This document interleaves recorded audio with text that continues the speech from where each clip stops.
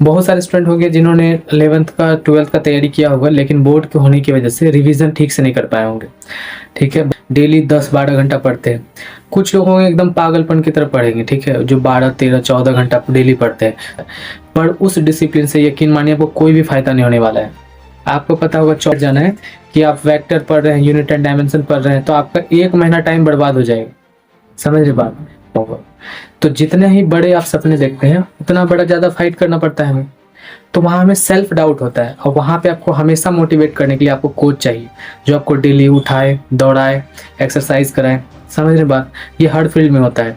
जो IITs में जो तो सबसे पहले एकदम बेसिक से पढ़ना बंद कीजिए आप, जो है, क्योंकि आपको सिलेबस टाइम पे खत्म करना है। इंपॉर्टेंट चैप्टर को मार्क कीजिए, तैयारी अभी से स्टार्ट कीजिए। अगर आप ये वीडियो देखना चाहते हैं तो देखिए, नहीं देखना चाहते तो आप अभी स्किप कर दीजिए, क्योंकि इसका इंपॉर्टेंस आपको तभी समझ आएगा जब आप ये पूरा वीडियो देखिए। देखिए, बहुत सारे स्टूडेंट होंगे जिन्होंने नीट 2026 के लिए ड्रॉप लिया होगा, लेकिन ये बहुत हार्श रियलिटी है कि आप सभी का सिलेक्शन नहीं होने वाला है।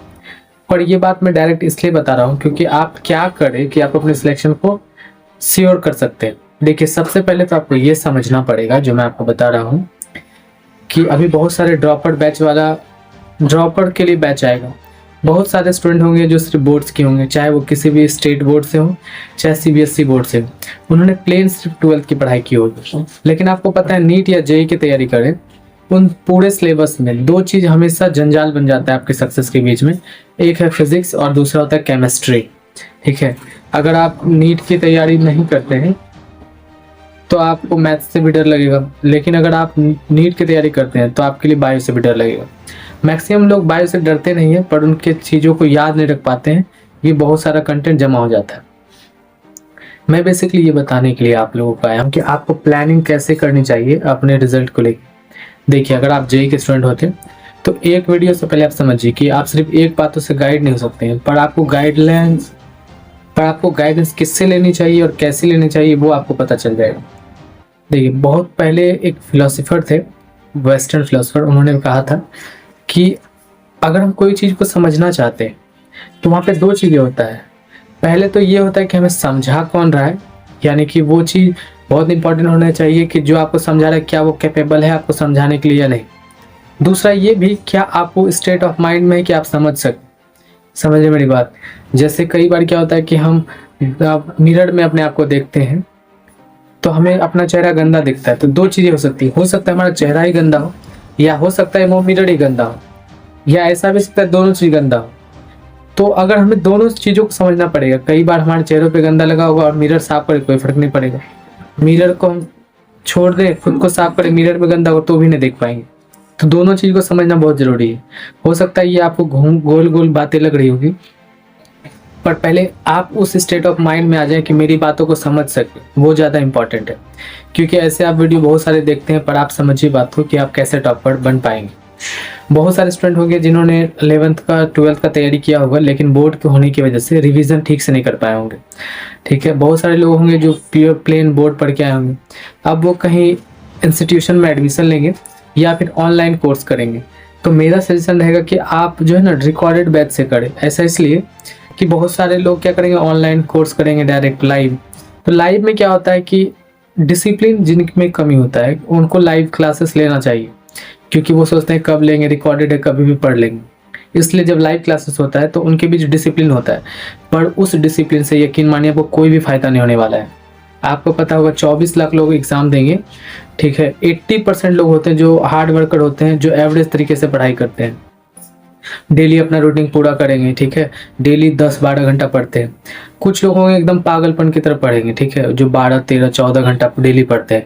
वैसे लोग ज़्यादा नहीं, 5 से 10% ही होते हैं, ठीक है। और कुछ लोग ऐसे होते हैं 5 से 10% लोग जो घर वालों के कहने की वजह से आ चुके हैं तैयारी।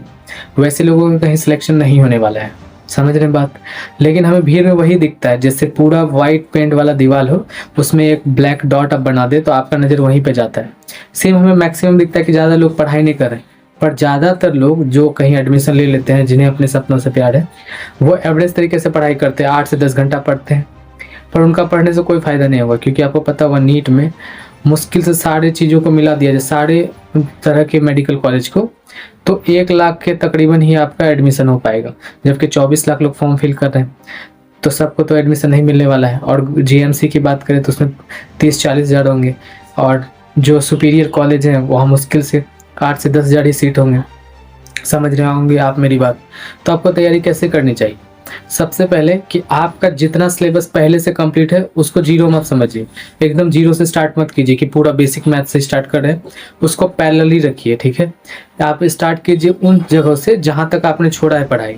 जैसे कुछ लोगों का 12th कंप्लीट हो गया होगा तो 11th को स्टार्ट करेंगे तो डायरेक्ट उन्हें काइनेमेटिक्स से स्टार्ट करना चाहिए।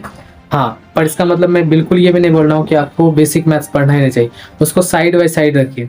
अब पूरे हाथ रख के ऐसा नहीं बैठ जाना है कि आप वेक्टर पढ़ रहे हैं, यूनिट एंड डायमेंशन पढ़ रहे हैं, तो आपका 1 महीना टाइम बर्बाद हो जाएगा। समझ रहे बात?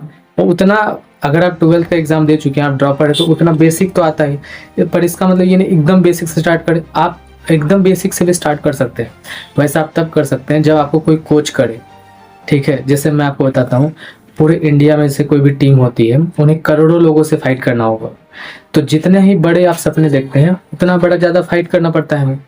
तो वहाँ हमें सेल्फ डाउट होता है, और वहाँ पे आपको हमेशा मोटिवेट करने के लिए आपको कोच चाहिए जो आपको डेली उठाए, दौड़ाए, एक्सरसाइज कराए। समझ रहे बात? ये हर फील्ड में होता है। जो आईआईटीज में जो टॉपर बनते हैं, टीचर उन्हें पहले से नर्चर करते हैं, उन्हें पहले दिख जाता है इसमें पोटेंशियल है, तो उनको अपने साथ रखते हैं, उनके साथ खेलते हैं, घूमते हैं, पढ़ते हैं, क्योंकि जिसके अंदर बहुत ज़्यादा पोटेंशियल है, उनका सपना बहुत बड़ा है, तो उसमें डिप्रेस्ड होने का, ठीक है, और निगेटिव थॉट्स आने का चांसेस भी बढ़ जाते हैं कि मैं कैसे वहाँ पहुँच पाऊँगा।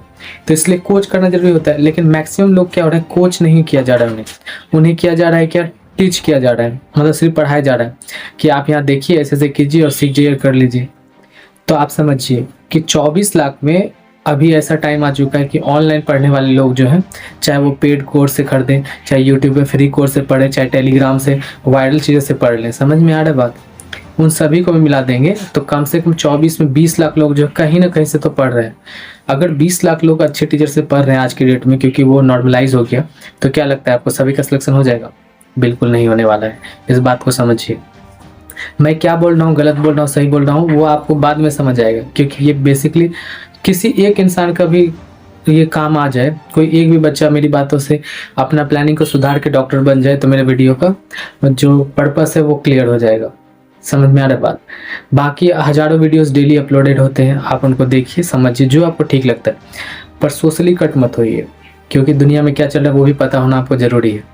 ठीक है, और तैयारी को एंजॉय कीजिए, इतना बर्डन नहीं लेना है, क्योंकि पहले से अपने मन में ये बात बैठा लीजिए कि सबका रिजल्ट नहीं होने वाला है, पहली बात।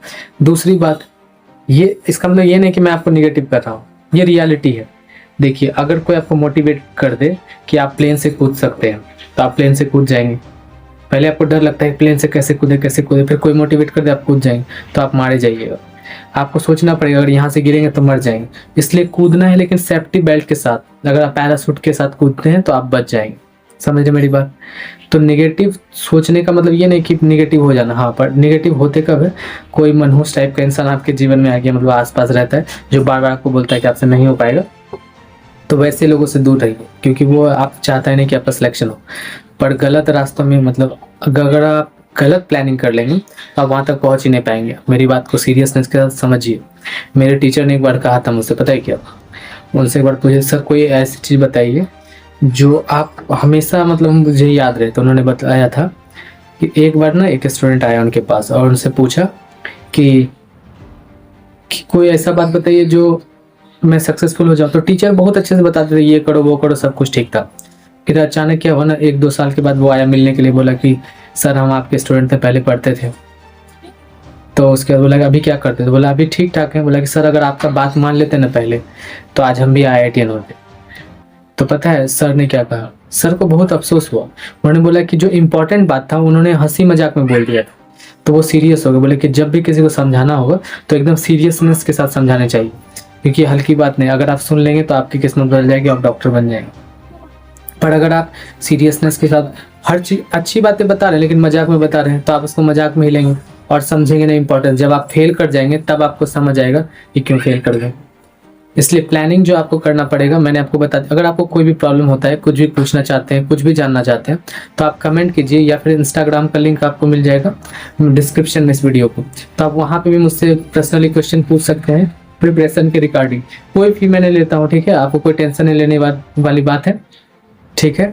जैसा भी जो भी प्रॉब्लम हो आप मुझसे पूछ सकते हैं। अगर मेरे पास टाइम होगा तो मैं आपको मैसेज कर दूंगा या फिर आपके लिए वीडियोस ही बना दूंगा। तो मिलते हैं नेक्स्ट वीडियो में। अगर मुझे लगेगा कि देखिए फ्रीक्वेंटली आपको तैयारी के लिए गाइडेंस चाहिए, ऐसा नहीं होता है कि आप एक बार वीडियो देख लें आप गाइडेड हो गए, आपको रोड मैप मिल गया, आपको ऐसे तैयारी करनी चाहिए। तो आपको हमेशा टाइम टू टाइम, जैसे मैंने आपको बताया कोच क्या करते हैं, डेली आपको नर्चर करते हैं आपको कैसे पढ़ाई करनी चाहिए। अब डेली नहीं तो कम से कम आपको वीकली आपको अपने टारगेट से भटकना नहीं होगा। आपको हमेशा हर वीक में अपने आप को देखना पड़ेगा, क्या मैं अपने पथ से या पाथ से जो है मूव तो नहीं कर जा रहा हूँ, मैं सही रास्ते पे चल रहा हूँ कि नहीं चल रहा। तो सबसे पहले एकदम बेसिक से पढ़ना बंद कीजिए आप जो है, क्योंकि आपको सिलेबस टाइम पे खत्म करना है। इंपॉर्टेंट चैप्टर को मार्क कीजिए, तैयारी अभी से स्टार्ट कीजिए। लेकिन इसका मतलब बिल्कुल भी ये नहीं कि बेसिक को इग्नोर करना है। बेसिक को साइड बाय साइड कीजिए, एकदम ऐसा नहीं करना है कि unit and dimension, vector, basic maths पढ़ने में 1-2 मंथ लगा दें। ठीक है, स्टार्ट सीधा काइनेमेटिक्स से कीजिए, रिकॉर्डेड बैच से कीजिए और साथ ही साथ वो सब चीज़ों को करते जाइए, तभी आपका इम्प्रूवमेंट होगा और आप रिजल्ट तक पहुंच पाएंगे। एकदम बेसिक से जाएंगे आपका टाइम खत्म हो जाएगा, पैनिक होने लगेगा और डिप्रेशन में चले जाएंगे और आपको लगेगा कि हम पढ़ रहे हैं, मेहनत कर रहे हैं, कोई नहीं देख रहा, कोई इंपॉर्टेंस नहीं बूझेगा या समझेगा। आप समझिए, जो सक्सेसफुल हो जाते हैं लोग उसी की बात मानते हैं, वरना आपको पता है लाखों लोग हैं वो हर साल फेल करते हैं, इस साल भी फेल करेंगे। कोशिश कीजिए आप उस लिस्ट में शामिल ना हो, आप सक्सेसफुल लोगों की लिस्ट में शामिल हो।